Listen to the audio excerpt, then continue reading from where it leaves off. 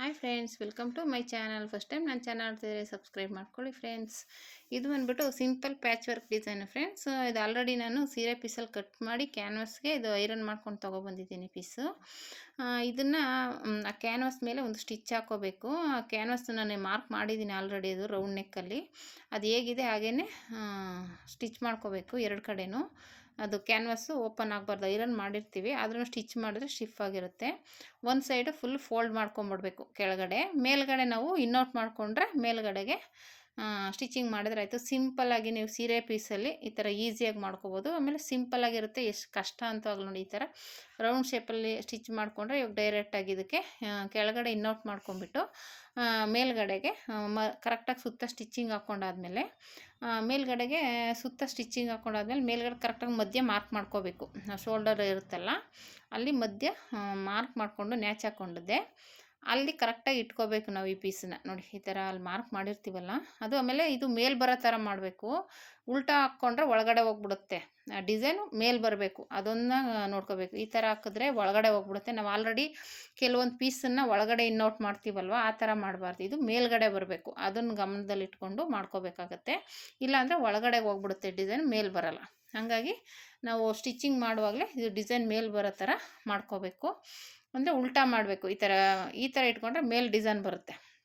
ನಾವು ಬೇರೆ ಹೊಲಿವಾಗ ಮೇಲ್ಗಡೆ ಇಟ್ಕೊಂಡು ಸೀದಾ ಇಟ್ಕೊಂಡು ಉಲ್ಟಾ ಮಾಡಿದಾಗ ಒಳಗಡೆ ಹೋಗುತ್ತೆ. ಇದನ್ನು ಉಲ್ಟಾ ಇಟ್ಕೊಂಡ್ರೆ ಸೀದಾ ಬರುತ್ತೆ. ಆ ಥರ ಇವಾಗ ಈ ಥರ ಇಟ್ಕೊಂಡ್ಬಿಟ್ಟು ಮಧ್ಯದಲ್ಲಿ ಫಸ್ಟ್ಗೆ ಕರೆಕ್ಟಾಗಿ ಆಲ್ರೆಡಿ ಸ್ಟಿಚಿಂಗ್ ಮಾಡಿರ್ತೀವಲ್ಲ ಆ ಮಾರ್ಕಲ್ಲೇ ಸ್ಟಿಚಿಂಗ್ ಮಾಡ್ಕೊಂಬಂದರೆ ಈಸಿಯಾಗಿ ಆಗಿಬಿಡುತ್ತೆ. ನೀಟಾಗಿ ಸ್ಟಿಚಿಂಗ್ ಹಾಕ್ಕೊಂಡು ಬಂದು ಕಟ್ ಮಾಡ್ಕೋಬೇಕು. ಆ ಕ್ಯಾನ್ವಾಸ್ನ ಕಟ್ ಮಾಡಿಬಿಟ್ಟು ನ್ಯಾಚ್ ಹಾಕ್ಕೋಬೇಕು. ನ್ಯಾಚ್ ಹಾಕ್ಕೊಳ್ಳೋದು ಮುಖ್ಯವಾಗಿ ನೀಟಾಗಿ ಹಾಕ್ಕೋಬೇಕು. ಯಾಕೆಂದರೆ ನ್ಯಾಚ್ ಹಾಕೋದ್ರಿಂದನೇ ಅಲ್ಲಿ ಕ್ರಾಸಲ್ಲೆಲ್ಲ ತಿರುಗುತ್ತೆ. ಇಲ್ಲ ಅಂದರೆ ಅಲ್ಲಿ ಇಟ್ಕೊಂಡಾಗ ಆಗ್ಬಿಡುತ್ತೆ. ನೀಟಾಗಿ ಅಲ್ಲಲ್ಲಿ ನ್ಯಾಚ್ ಹಾಕ್ಕೋಬೇಕು. ನ್ಯಾಚ್ ಹಾಕ್ಕೊಂಡು ಆಮೇಲೆ ಅಲ್ಲಿ ಪಾಯಿಂಟ್ ಹೊಲಿಗೆ ಹಾಕ್ಕೊಂಡು ತಿರುಗಿಸ್ಕೊಂಡ್ರೆ ಈಸಿಯಾಗಿ ಸಿಂಪಲ್ ಡಿಸೈನ್ ಆಗುತ್ತೆ. ಇದು ಮೇಲ್ಗಡೆ ಬೇಕಾದರೆ ನೀವು ಅದು ಉಲ್ಟಾ ತಿರುಗಿಸ್ಬೇಕಾದ್ರೆ ಅಲ್ಲಿ ಒಂದೊಂದು ಗುಂಡುಗಳು ಇಲ್ಲ ಬೇರೆ ಡಿಸೈನ್ಸ್ ಎಲ್ಲನೂ ಕೊಟ್ಕೋಬೋದು.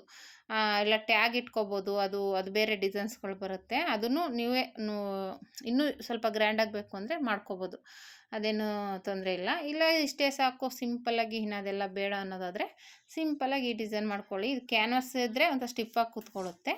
ಇಲ್ಲ ಅಂದರೆ ಹಾಗೇನು ಬೇಕಂದರೆ ಪೀಸ್ ಕಟ್ ಮಾಡಿಕೊಂಡು ಡಬಲ್ ಪೀಸ್ನ ಮಾಡ್ಕೋಬೋದು, ತೊಂದರೆ ಏನಿಲ್ಲ.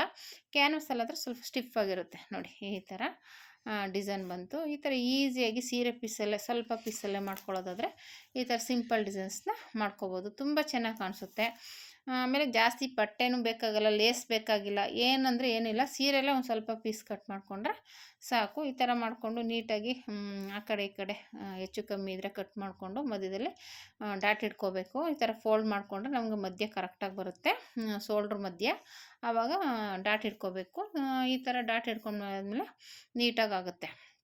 ಈ ಥರ ಒಂದು ಸ್ಟಿಚ್ ಹಾಕ್ಕೊಳ್ಳಿ. ಈ ಥರ ತೆಳ್ಳಗಿರೋ ಬಟ್ಟೆಗೆ ಈ ಥರ ಸ್ಟಿಚ್ ಹಾಕೋದ್ರಿಂದ ಸ್ಟಿಫ್ ಆಗಿರುತ್ತೆ. ಇಲ್ಲಾಂದರೆ ಒಂದೊಂದು ಸಲ ಏನಾಗ್ಬಿಡುತ್ತೆ, ಕೆಳಗಡೆ ಬಟ್ಟೆ ಸ್ಟಿಚಿಂಗ್ ಆಗೋದಿಲ್ಲ, ಮೇಲ್ಗಡೆ ಸ್ಟಿಚಿಂಗ್ ಆಗಿರುತ್ತೆ. ಅದಕ್ಕೋಸ್ಕರ ಈ ಥರ ಸ್ಟಿಚಿಂಗ್ ಮಾಡೋದು. ನೋಡಿ ಈ ಥರ ಬಂತು. Thank you for watching friends.